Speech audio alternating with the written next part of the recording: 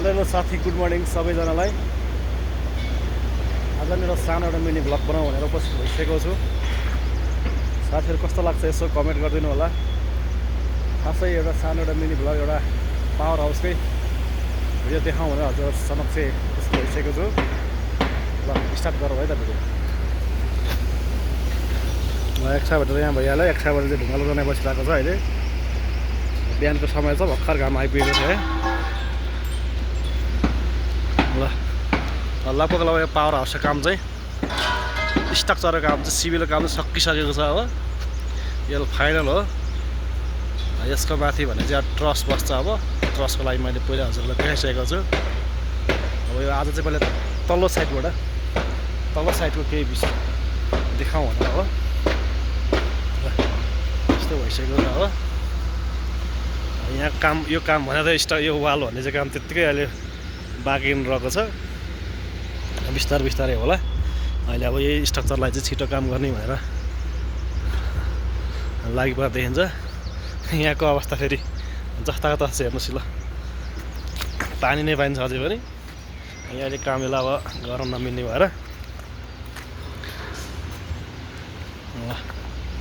अब यो त अगाडिको अवस्था, पछाडिको भाग हो यो सबै देखाउँछु हजुरहरूलाई म। यो चाहिँ ट्रान्सफर्मर बस्ने भाग भइहाल्यो। अस्ति पहिले डन्डी बाँध्दै थिएँ, आज ढलान सम्पन्न भइसकेको छ।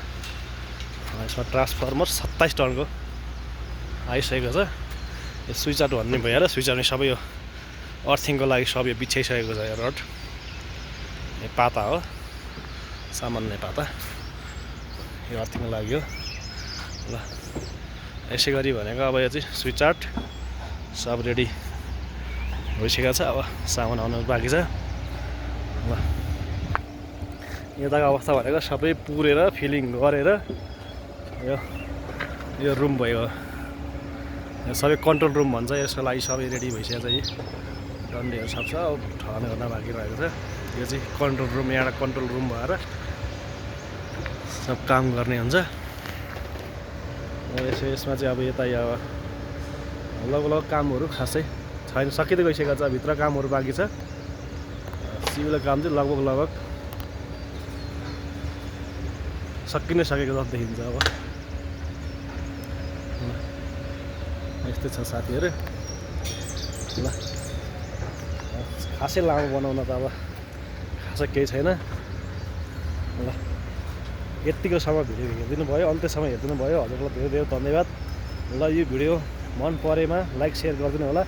र साथसाथै हजुरहरूलाई यस्तै भिडियोहरू अझै हेर्न मन लाग्छ भने कमेन्ट पनि सेक्सनमा गएर कमेन्ट गरिदिनु होला। हस् त, धन्यवाद।